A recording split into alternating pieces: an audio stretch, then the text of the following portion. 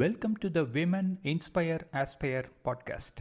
In this episode, I talk to Lila Krishna about historical stories. Hi, thanks for making time to appear in this podcast. Welcome to the podcast. How are you doing? Oh, thank you so much for having me on here. Yeah, I'm doing quite good. Wonderful. So, tell us a bit about yourself and your background. So I'm essentially a programmer who focuses a lot on writing, and over time, come to consider my life's work is writing historical fiction based on the Indian freedom movement. That's nice. So, which part of Indian freedom movement are you focusing on right now? So what's really exciting to me is all the freedom, how much of the freedom struggle happened outside of India, because like there wasn't much freedom to do things in India. That's what we were fighting for.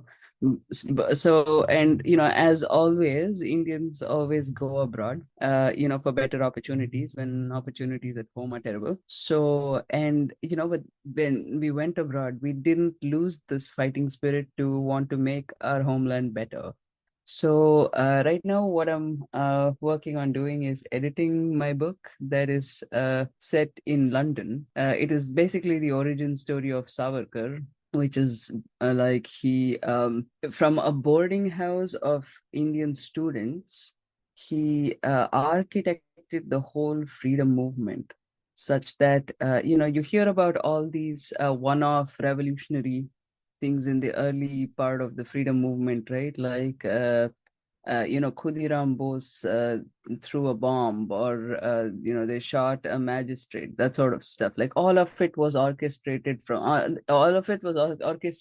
London. Not only did like the blueprint of these things come from there, but also they were running guns, bombs, literature that was banned.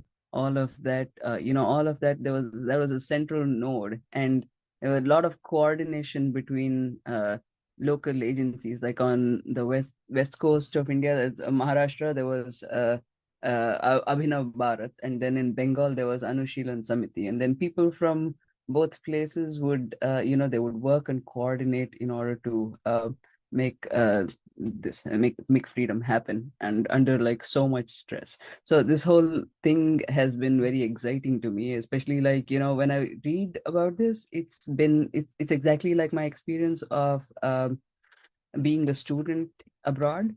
So it just feels like, and all the political things that these people have written back in the day, like all their critiques of British politics, all the critiques of Congress politicians, they're all like, it feels like nothing has changed. So it just felt very interesting to me. So that's what I'm currently focusing on. So, when nothing has changed, why is it so Mhm. interesting? Um, um, so why is it interesting is because we think that each of that all of these problems that we're facing, they're a function of our time now. They're like issues with modernity. They're issues with like for instance, if someone says something like the Congress does everything that whatever they're allied with colonial powers. They're the neo-colonists, like Kale Angres, like when you say things like that now, it feels like, oh, we're learning something completely new. Or for instance, if you criticize the Labour versus what's the conservative party in Britain about their policies towards India, you feel like you're coming up with something completely new, right? You're like, oh, I'm looking at this data, and this is what they're doing. And but then when you read the people saying the same exact thing 100 years ago, and nothing has changed since then. It's like, Mm-hmm. well, you realize like, okay, no one listens, and these are just systems that have been entrenched, and the causes go deeper than what we think. It's not like something that can be easily course corrected if it's been robust for that long. Right. So, are you planning a series of books or it's just one book that you are focusing on? Yeah, I actually have a whole series planned. So the first book, like I've been working on this for a long time, mostly because like when I started, this pandemic happened, and then I became a mom, and pandemic parenting was its own thing. and then like I have to also maintain a full-time job somehow through all of this. So it's just been like slow progress. But once this is done and dusted, I plan to start on the next work, which is set in California, which is basically the Ghadar movement, and also tie it up to like how it's part of California history, because it's so there's a group of people like there are a lot of them were Sikh farmers from Punjab, but also there were like a lot of Bengali students, South Indian students, Punjabi students. Like there's like a whole diverse group of people who eventually like settled down in California, and they were very discriminatory like if you think the discriminatory, again it comes down to the same things, like there's very discriminatory immigration policies against Indians. Like you think the green card queue right now is something crazy. Like it was a lot worse 100 years ago. And the reason that there are a lot of people who try to advocate for this and try to make change with the green card system, for instance, but like that doesn't really it's not something that happened today. Like the causes are very rooted in all the problems of America, and this problem has been there for a long time. So like, and essentially because these problems are not anyway, what happened was there's all these discriminatory immigration policies that's preventing Indians from actually like taking advantage of the American dream. Like they're like, oh no, you're not like there are discriminatory policies against Chinese, against Indians, against a lot of people. Like you weren't allowed to be part of the American dream when we very well could have. So couldn't own land, we couldn't be citizen, like even if you became a citizen, like in 1923 your citizenship got cancelled because you didn't fit the definition of white. You weren't allowed to marry people of other races, and if an Indian man married a white American woman, there's a possibility that her citizenship could be cancelled.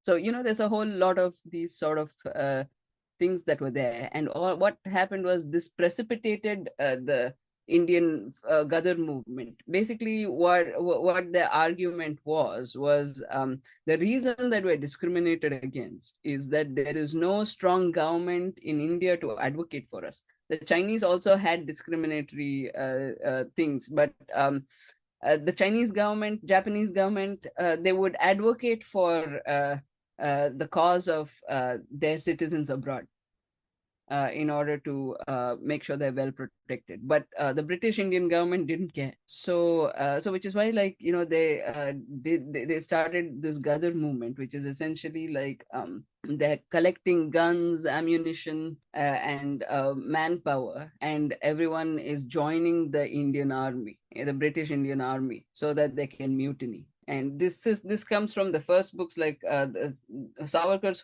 philosophy was like, first phase is you do you can conduct these targeted assassinations of British administrators who are actively hostile to Indians. And then like, but then over time you do that in order to awaken the Indian mind, so that people who join the administration, or who join the army, they have the cause of India in their mind first, and they're able to change the direction that way. So that was what the Ghadar movement was. And it's like what's exciting to me is it's about Indians in Bay Area, and they're all going to the same places that that we still go to. They're still going to UC Berkeley and Stanford. So it's very, and they're still like hanging out in downtown San Francisco. They're still going to Fisherman's Wharf. So it's just very it's relatable in a more timeless way, is what appeals to me. And I don't have a story for that yet, but I know the setting, I know the characters. So that's gonna be the next one. Interesting, very interesting. So when I wrote my first book, my first short story was it happens in Fisherman Wharf. That's where the Mm-hmm. story starts. Oh, And then wow. it's a story of a person who owns a yacht, Uh-huh. and he has his own investments, and he actually would just sail around, works whenever he wants to. What happens then is the story. You might want to take a look sometime. Oh, that sounds quite interesting. I would definitely want to read it. Um, the funny thing, I actually know people like this, and I know of people like this, because there's the port of Redwood City, right? And Mm-hmm. there's a lot of people who just live on their boats there, Hmm. and they just take their boat to dock at San Francisco to go to work, Hmm. Interesting. Interesting. beat all the traffic. True.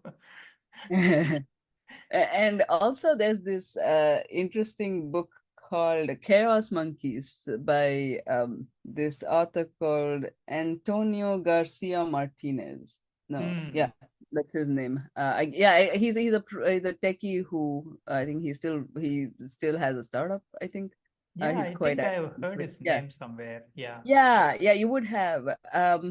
The thing is, like, he in his book he talks about doing exactly this, where what he does is he's working at Facebook and he's living on a boat, Hmm. and then like some things boil over and he just gets disillusioned with the startup world, and he just like sails around the world or something for 2 3 years. I don't remember the details, but like he experiences a lot of physical hardship as a result, and then ends up in uh like rural Washington. Yeah, so that's an exciting up life path to see. And now he's back in the Bay Area doing startup stuff. So I have been reading about startup founders, and it's a journey. Like, they don't get tired of starting up again and again and again, and either they succeed and sell, or they fail and they start again. So it's crazy. yeah, that's a totally different kind of lifestyle. So what kind of books do you read in general?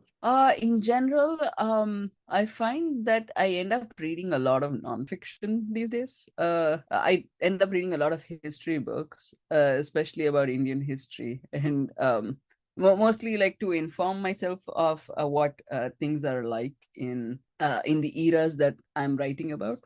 Because the thing I notice is like when you're writing nonfiction about a set of historical events, right? You don't really take the trouble to immerse your readers in the world Yeah. that you're painting.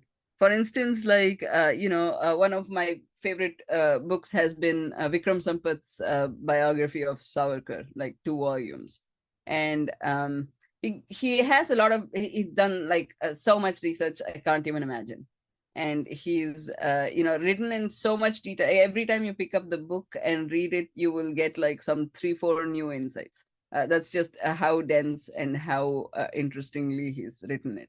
But but like, since the focus is on facts, right? There's no time to, like, I mean, if he made sure to like also do the backdrop. What was it like to be a person in that time? Like it would probably be like a 5,000 page book. So like, so the priority with nonfiction tends to be like, just convey the facts. But with fiction you can't just do that. You have to immerse the reader, like, they're going from A to B. Like, how are they going to go? Are they going to like take a train? Are they going to take a bus? No, like, you want to get these, like, you don't want to be like 100% accurate. That's just like too much. It takes too much time. But like, you want to get there like 70% of the way. Like, you don't want your readers to be like, hey, that doesn't sound right. uh so yeah, right now the book I'm reading is about life in Edwardian England. So that's like 1903 to 1920. So it's quite interesting. I found this really interesting thing in that book. Like back in the day, people would travel with these huge trunks. Like so, if you wanted to go from say Bombay to London, you'd have like huge trunks with you, and you'd load them on the ship, and then like you'd get to Marseille, and when you get to Marseille, so you'd go through Aden. Aden was then still part of like Bombay state. Aden is in Yemen now, but back then it was considered part of Bombay state. Mhm. That, Mhm. that's interesting. And then you'd come all the way to Marseille in France. And over there, what you could do, you have to disembark with all your stuff. There's no passports. Like passports came after like World War I. Mm. And so there's no passports. You just like show up there, and now you have to take this very long train journey. So like Marseille is the southern tip of France. You have to go to Paris, and then like take a train to London, all the way across the English Channel. How are you going to do that with so much luggage? So what you could do back then, I'm not sure you could do it now. I assume you can in some way, and it just costs you a lot of money, so people just prefer not to do it. But what you could do then is Thomas Cook, the travel company, they were still a thing then. You Yeah. you tell them that like, hey, here's my trunks, here's my address, and then like and they will send it to your address, and you can just like trips around France, try French food, and meet other people and other Indians in Paris, and have a great time. And then you just like go to your London address, and your bags are there. Yeah, this still happens in Switzerland. So, Oh, for example, you go to Interlaken and you can directly check in, say from San Francisco to Zurich, and huh. then from Zurich to Interlaken. The luggage will come directly to Interlaken. So, So it will like, be are like you also on the trip to like, how are you going to like, is it on a flight? Like, who's taking your bags? you can directly check in from San Francisco to Interlaken. Okay, So on what a flight. happens is, yeah, so what happens is you can get down at Zurich, you can get into a train, you can buy this 7-day pass or whatever, Uh-huh. 14-day pass or whatever is available, and then you can take a train from Zurich to Interlaken. Huh. At the time you are there at your hotel in Interlaken, your luggage will be there. So it'll be in your hotel. Like you Yeah, check it through, and you provide an address where it needs to be delivered. yes, yes. Wow. Okay. Is it like a concierge service that you need to pay more money for, or I mean, is it a significantly more cost, or is it just like routine? Everyone does it. No, it should be routine because I don't remember paying so much for it. It was Nice. part of the package. So it was very convenient. The luggage traveled separately and reached the hotel That yesterday. is amazing. I feel like more countries should do this. Yeah.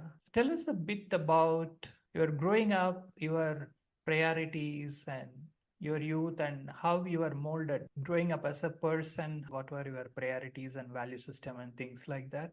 Yeah. So, I mean, I grew up in typical South Bangalore sort of family where, it was like get good marks, get 100 on 100 in maths, that sort of stuff, and, go to temple every day, every week at least, and, all of that.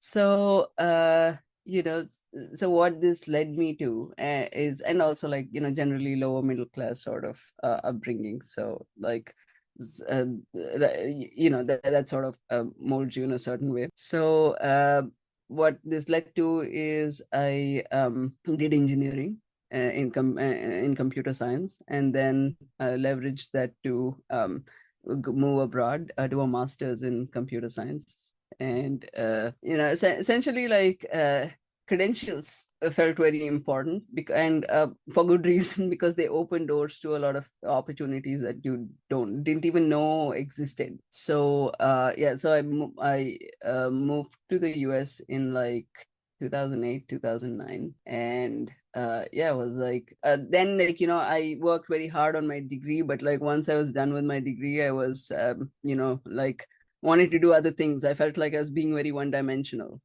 Mm. because I always wanted to write. I always wanted to it's like focus on reading a lot, Like reading was supposed to be a good thing. Like it sort of felt like, in hindsight, now that I'm a parent myself, I really feel like my upbringing was more like sit quietly and read stuff, sort of. That's a focus, and I noticed this among a lot of other people who grew up like I did. Like it's a lot of focus on like sitting down, taking instruction, learning. So like reading was one of the things that I could do, and the grown-ups weren't like saying don't do that. So that was something that I did a lot of. And so I, reading all the usual stuff, Arkana and Enid Blyton and Nancy Drew and Hardy Boys and all of that. And then like as you grow up, like you read Upamanyu Chatterjee and Shashi Tharoor and all of that stuff. And so like that was the sort of writing background that I came from. But like when I moved to the US, I what I did was my first job, like I had a choice of jobs like in different cities. And at that point, I was reading Tina Fey's memoir, Bossy Pants, where she's talking about being an improv comedian. And one of my, so improv comedy, I suppose you might know that it's just like you go on a stage and pretend along with other people, and you try to, and I mean, there's a whole art to how to do it in an entertaining way. But yeah, like she's talking about like how that gave her a lead into being a comedic performer to be on Saturday Night Live and all that, and that sounded incredibly appealing to me. So I had a choice of jobs, and I picked one that was in New York. Like it wasn't paying as much as the Hmm. other one, but I was like, okay, I just want to go to New York. New I York just is want exciting, right? So, very, very, very exciting. Yeah, it's a great place. Like I just wanted to focus on. Like I would get done with my work at 5, and then I would immediately like go to the improv club and just like hang out there, watch all the shows, talk to all the people. That was just, and then I started taking classes, so it became a whole thing. It was quite fun. And at that point, there weren't like that many Indian people who were performing. I don't know why, but they weren't. And so like had it would be really funny that like I wasn't like a top or well known or anything performer. I just like to show up on stage a few times, and people would come to me on the subway and say like, you're that Indian girl who does comedy, right? And I always be like, wow, like I feel like I'm nobody in this whole scene. Like at that point, I was such that like I would feel very out of place when I was even like talking with other American people. I would feel like incredibly awkward. Like I didn't know what to say most of the times. So I wasn't even sure I was following the conversation to the same level that they were communicating. But like so it was like it kept me going a lot. But then like that had to come to an end. And because I got a better paying job in another city that didn't have an improv scene. And when I was there, I realized like, okay, I can't perform comedy, which I like. So I guess I'll have to write comedy. So I was like trying to write a lot. But at that point, I was having a lot of different mental health issues just from so many different reasons. So I couldn't like, I wasn't very productive with writing. And there was this one time when, so I got another job in another city, and there was this brief time, like a month or two, when I was waiting for my visa to get approved. And my visa transfer to get approved. And like, I mean, there's some, like stopped working on one job, but then there was like, I had a month or something before I had to work the other job. So that whole month I spent just writing. And I was amazed at how much I liked it, and I wanted to do it forever. But like, I was on a visa, I couldn't quite do that.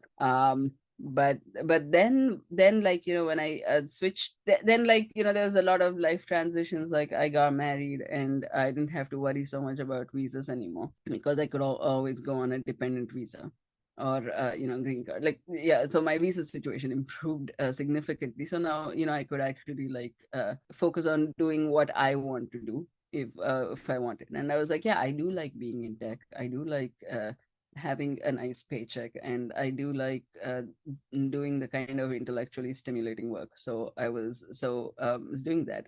But also, like, through all of those transitions, I realized, like, I don't want to like, writing comedy was not anymore something I wanted to do, because it felt like I was not being authentic to emotion. I was not authentically exploring emotions. I was just masking with jokes. So I didn't want to, like, it, like, there's a way to do comedy nevertheless. Like, you can still have your jokes come from another authentic place, but that was not where I was. So I just focused to writing serious stuff. And I realized, like, if I want to write screenplays, then I have my strong, like, I'm great at writing dialogues, but then I have to write story. And like, so if I want to write story, then, like, I should probably, like, focus on writing novels, like writing short stories and novels. I started taking classes in those things, and and that's how I ended up where I am.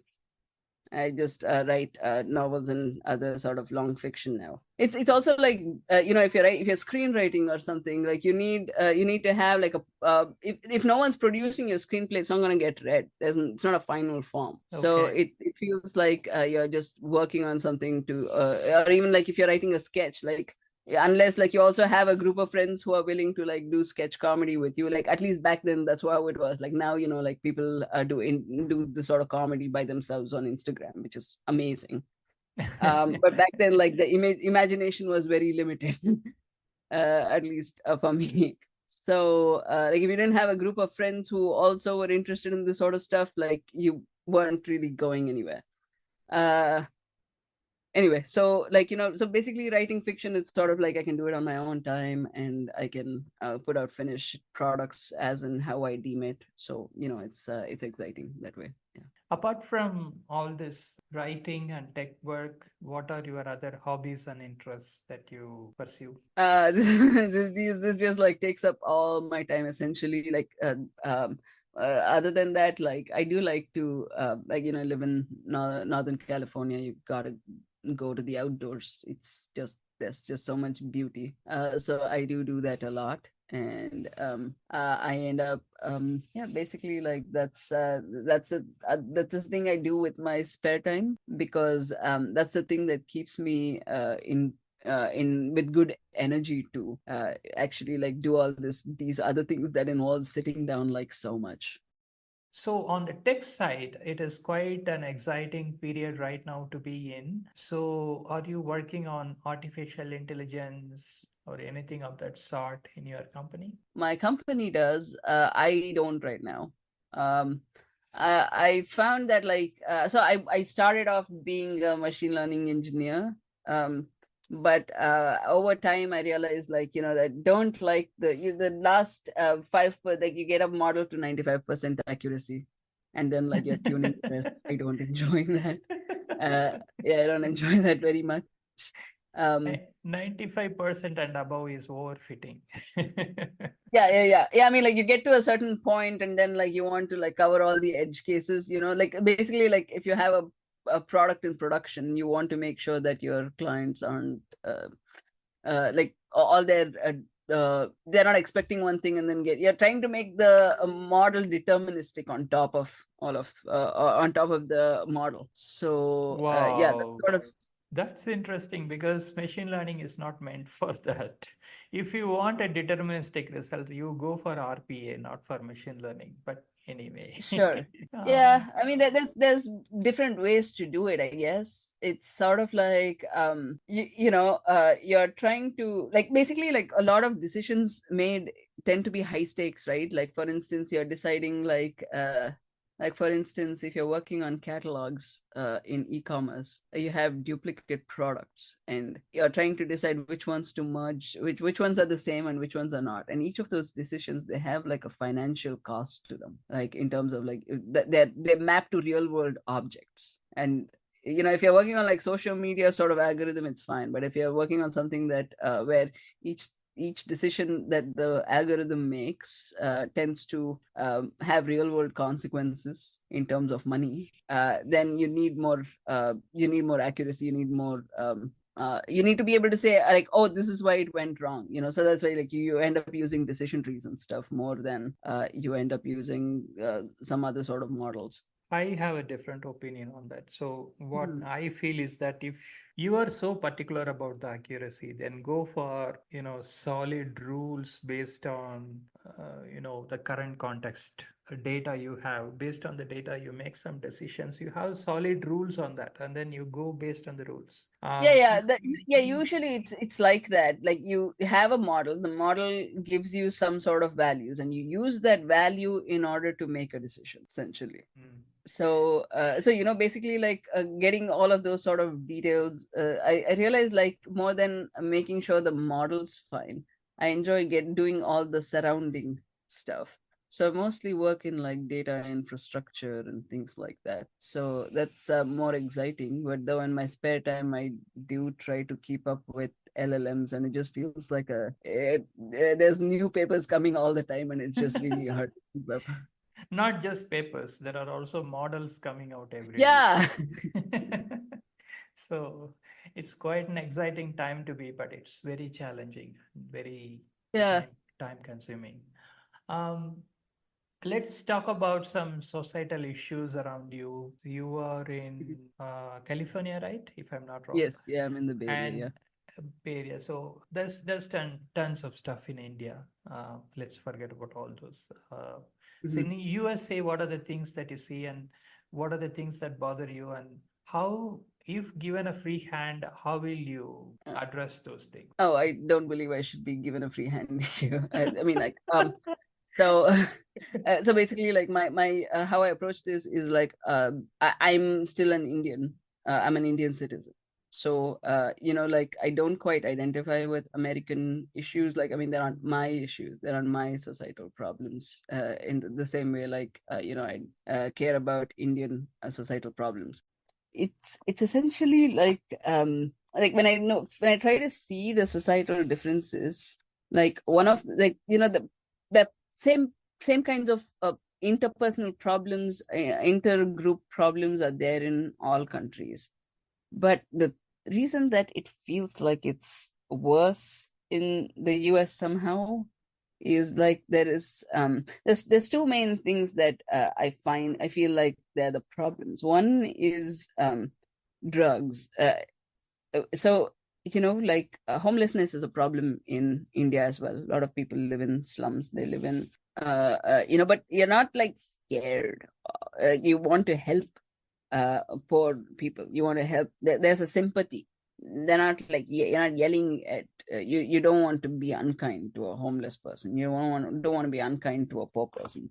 And the poor person also is like they're also a person in the society. That's the sort of environment I grew up with. But like when drugs enter the equation, like if you go to like downtown, like not downtown, like in the San Francisco area around like Civic Center, it's just like there's so many people who are just on drugs, and there's just no hope. Or it just feels like you want to avoid them as a person, because you're scared that they will do something to you, because like they make people unpredictable. So when that's an issue, it just feels like it changes the whole equation. Mm-hmm. Like, Correct. for instance, one of my neighbors had this really crazy incident happen. It's the middle of the night, and there's this woman who comes running like into she seems to be running away from something, and then she enters his compound. She goes and hides behind his trash cans, and he thinks like, oh, it's someone, she's probably, and then he sees some other guy who's like coming and looking, and he just goes away. And she stays there for like 20-30 minutes, and she leaves. And you think like, okay, fine, someone comes in because they have some issues. They're trying to escape from a dangerous situation, and it's like a woman alone at night, so good, we can help. But then like she leaves, and in the morning when he checks that area, he finds drug paraphernalia like crack pipes. And that's dangerous. You gotta so now you won't call the cops. Do you get involved with that sort of stuff? They'll just tell you to like lock your gates at night. So essentially, like, it erodes that social trust, because first of all, like, you don't want to be caught with illegal uh, drugs in your possession. First of all, you worry that what if this woman was a danger to my family? So so basically stuff like this is what prevents people from having more. I mean, like, you can argue that, like, it's difficult for, like, a lot of people just don't have empathy, whatever. But what happens is, this makes the situation so much more complicated, that you can't just do the thing that your mind tells you to do, like someone's struggling, help them. But now you have to be like, okay, if I help them, is there going to be some negative fallout for me? Yeah. So that's one of the problems. The other thing I notice is, like, American parenting is very different from Indian parenting, and I don't mean in a good way. Like, essentially, they expect children to be very independent early on. Like, you gotta put yourself to sleep, you gotta eat by yourself, or like, you just play by yourself, don't disturb your parents. That sort of like, and also, like, it doesn't just come from, like, not wanting to bother parents. It's also that they believe that even the parents who have the bandwidth, who have the resources, they believe that children have to be independent, because otherwise they'll just be like, they'll struggle. They believe it's good for them to have to solve their own problems as much as possible. So there are good results of this, but also what happens is, like, children want to do the things by themselves, but they sort of want you to be around. Like, you're just there for moral support. Like, that becomes your role as a parent. You're just essentially being moral support as your children learn how to do things on their own. But here, like, but how this has been communicated through the ages, like through many decades, almost centuries of couple of centuries of parenting advice, is like, it's come from these experts who they'd say things like, don't hug your children, don't praise your children, or like, that sort of stuff. They'd come up with things like that, and later in life, their children and grandchildren, they've written books saying, like, this sort of parenting was very damaging for me. But it's just like, that's just the culture, and how it goes. And in reaction to this, there's always, like, one group of parenting advice books that is like, you have to be very strict with your children, no nonsense, you have to let them be independent. And then there's another group of people who react to this. They're like, no, you have to be kind, you have to, like, and you have to do everything for your children, you only get one chance. So you're damaging them by not, so basically it's sort of like elephants, like, that story about the blind man and the elephant. Everyone's like touching on one part of the problem, but like, the science is there, the parenting styles are there, but a lot of these experts, they either intentionally or unintentionally miss that, like, there's genuine reasons why either, like, there's genuine reasons why some people might prefer one over the other, and there's also just kindness. You can't just blanket be kind, you can't just blanket be cruel. Like, there's like, where you do the balance, that's what they fail to appropriately communicate. And I would say, like, from reading a lot of these books, they fail to accurately even understand what the problem is, because, like, there's this very Protestant sort of approach to parenting, which is, like, you can go into a lot of reasons for this. Like, you can actually, like, trace it back to the origin of the printing press and industrial revolution in Germany, inventing the printing press. Then everyone reads the Bible by themselves, which is why, like, Protestantism becomes a thing with Martin Luther. But also another fallout of this was, like, a lot of people were moving to cities in Germany, and they were cut off from their ancestral ways of parenting. So what they were getting was like a lot of pamphlets, printed pamphlets on how to raise kids, and they were all like horrible. And like there's this author called there's this author, a psychologist called Alice Miller, who's a Polish Jew, and her what she says is a lot of this sort of parenting is this sort of prescriptive parenting is what led to the rise of Nazi Germany. So it's that, so it's sort of like, yeah, not you're raising kids to be sort of compliant and disconnected from their own so basically like if you're not like correctly identifying your children's emotions and helping them with it, they don't know to identify their own emotion like from an early age. They don't know to do that when they're older, so they end up needing like more and more constant supervision. And as a result, like they end up like listening to what a parent or teacher says. Like they end up following someone rather than decide what to do by themselves. So I mean, like, this is all like, there's a lot of nuance to this. I'm not conveying the nuance correctly, but essentially like with the US, I find that that's like, in early childhood, children don't get enough attention because like there's a lot of reasons. Like one of them is the parenting philosophies and stuff, but also there's no paid parental leave, and there's not much like people often live away from their families and they don't have much help. And so there's a lot of cultural reasons why this is so. And my worry is like, in India, we don't have our own culture of parenting books. So we read all these Western parenting books that are operating in this framework, which is very different from ours. Like we have, we don't read parenting books because our grandparents are always highly involved in raising kids. But at the same time, but at the same time, like a lot of us are also moving away from our families. They're living in cities. Like people are more disconnected. So like they feel the need to like rely on books. So that's why I feel like more Indian psychologists, more Indian people should write their own parenting books that are more adapted to our context instead of like just borrowing from the West. Anyway, like I find that this causes a lot of the issues that everyone talks about with like, like kids are addicted to phones, kids are they're afraid to make a phone call, like parents need to call the high school, whatever. Like there's a lot of there's a whole industry just built on addressing these complaints. But what they don't address is that you have to pay attention to your children in early childhood. That they don't.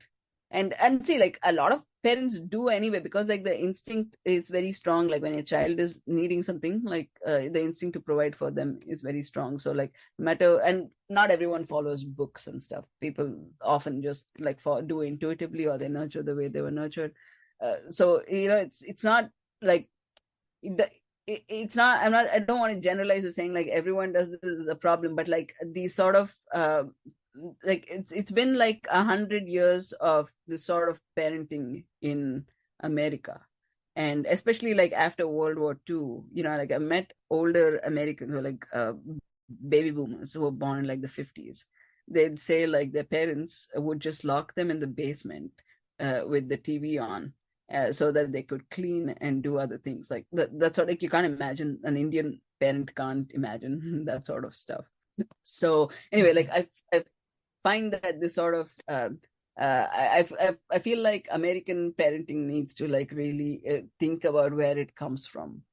Yeah, thank you so much for sharing your thoughts on that. Mm. So I think we are coming to the conclusion of the podcast. Do you have Mhm. any questions for me?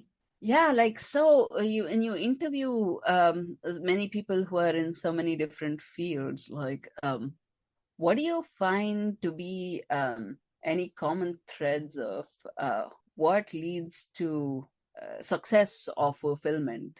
That's a very deep question.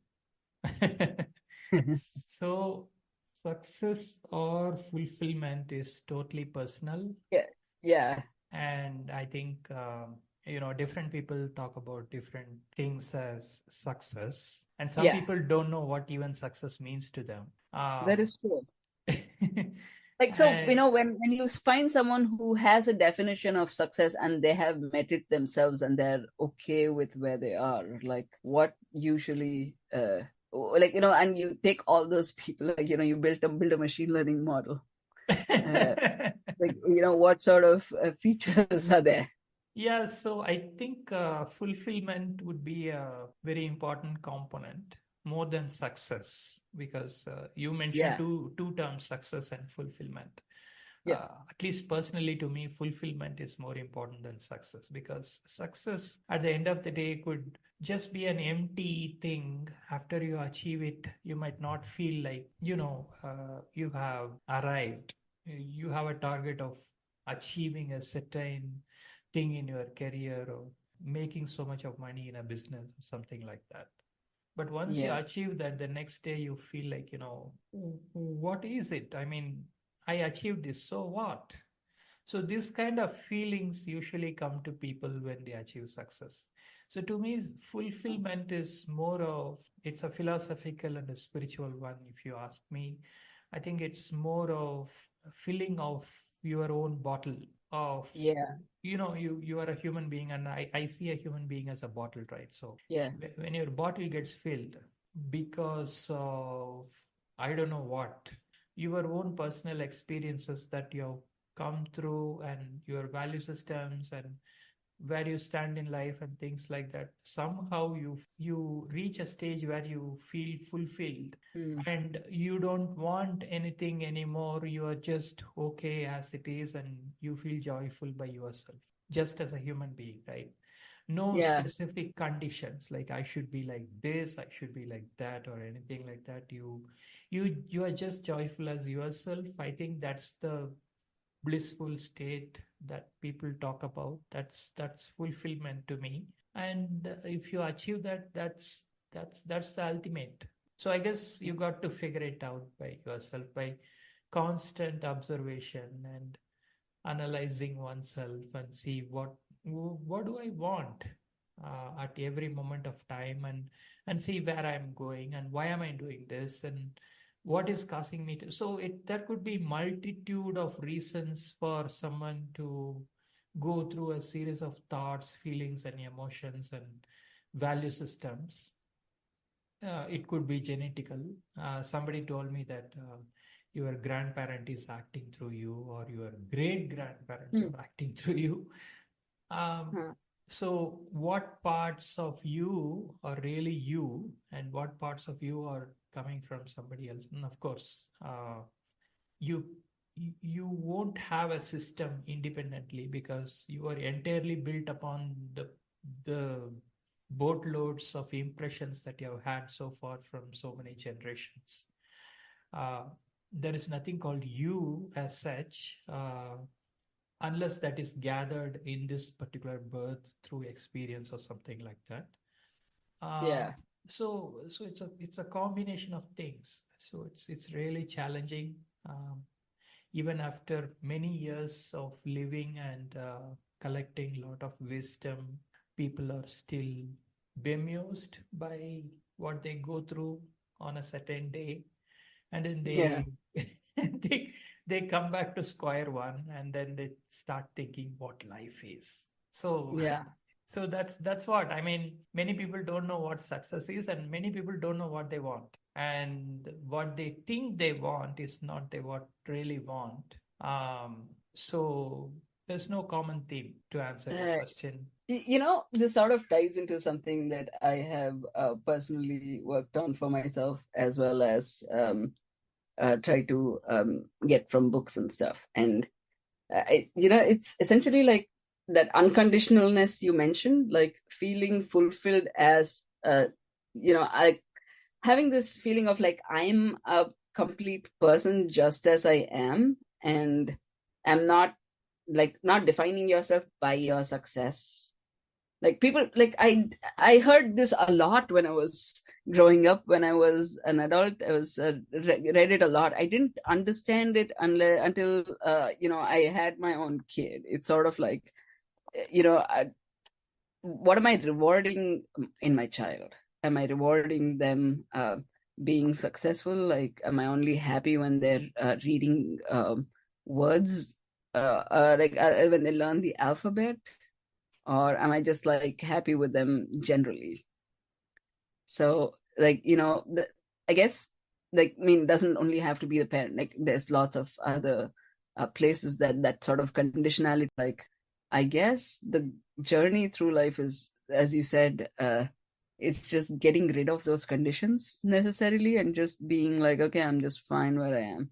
Because, like, if you have that conditionality built into you, like, no matter how much money you make, it doesn't help you feel differently about yourself. Yeah. Because then you're possessed with the feeling of like, oh, what if I lose all this money? No, losing Yeah. apart, even if you don't Yeah. lose it, even if you have all this money in your bank, Yeah. um, what what exactly are you going to do next? Or so you have achieved something. So what, right? Is the question that you need to answer yourself. If you have an Yeah. answer and if you have a purpose, that's great. And again, it would be only purposeful. It would be a physical thing. It doesn't satisfy you or satiate you yourself Yes. in certain ways. So purpose is totally external, right? You achieve something or you wanted to do something and you did it. Hmm. Many a times it may not be what. So if the reason was totally personal and if it was something that you defined yourself to do, then probably there might be some uh, satisfaction in that. But if you do it because others are doing or because the Yeah. society asks you to do, I think that is not leading anywhere. Yeah. Like, so this sort of messaging is quite common, but I had a lot of trouble understanding what it really means. Like, because it gets quite insidious in some ways. Like, for instance, I became an engineer because everyone else was, but like, it needs to be. But I also had this other layer of like, no, I actually want to be an engineer. No, I'm very motivated to do this. But like, it was just, on top of other people, all of my motivations for other reasons. Like, I feel like I would have saved a lot of time if I was more transparent with myself about my motivations to start with. Like, for now, like right now, it's like, I'm quite transparent about my motivations. Like, I really do like to write. That's what gives me joy, and right now it doesn't pay very much. So, but I'm very skilled at tech, and I know what it takes to be good there. So I will focus on that for making sure that I can pursue other things. So that's sort of like having that transparency, and being okay with it. Like, I wasn't okay. Like, that sort of line of reasoning was there, but I wasn't even okay with that. It was like, you're supposed to be following your passion. Like, why are you even doing this? You have to, like, this is fake. This is society, the system. Like, all of those things come in, and I feel like trying to, like, I feel like all of these things just get in the way of your authenticity. And uh, you know it's okay to not, like, it's, I guess it's just hard for a young person to be authentic when when they feel like they don't, like, their authentic self is not acceptable.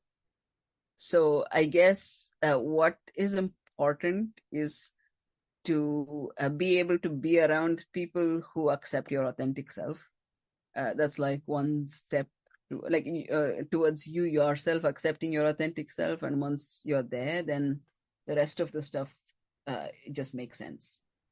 So me and Shweta had talked about this having people around aspect, right? So you Yeah. talked about authentic self. That's Mm. one thing. And then you are also talking about having people around you who encourage your authentic self. The dependency on the external circumstances to be Mm. yourself. So do you get the point? So Yeah, what yeah, what I'm I do. so what we think is, I mean, somebody was talking about love in social media, and I was replying that why do you even expect one more person to be joyful and be loving? Why don't you be loving by yourself? Why do you need another catalyst or a motivation? Yeah. Uh, Well, yeah, like so I used to believe in this, but I don't anymore because it just is counterproductive in my opinion. Like I mean, like, see, there's a lot of circumstances where it's just not possible for us to be around people who we can be authentic. Like that was all of my 20s. That was just my life. But it's quite valuable if you can do that. Like that's what I noticed about most people who are just like at peace with themselves. They have people around them who affirm who they are, like, or whatever it is, like from an early age they've had people who sort of affirm them. Like it doesn't have to be like agree with them in every way, but like sort of be okay with who they are.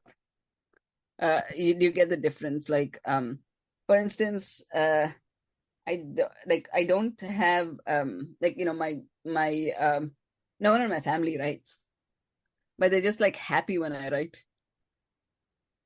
They value that they value what I value about myself. They're like, if I'm happy, they're happy, sort of situation. And I don't always agree with everything my husband's doing. I don't even agree with some of the long-term plans that he has. But it's there's this understanding of like, oh, if you do it and it's gonna make you happy, then you should do it, and I will support you through that.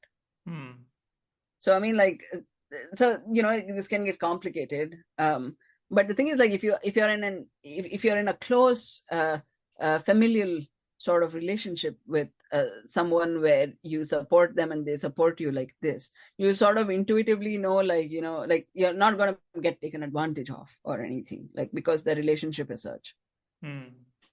So what I'm saying is, like, trying to figure out and cultivate those relationships is not because, like, you're still getting affected by whoever is around you.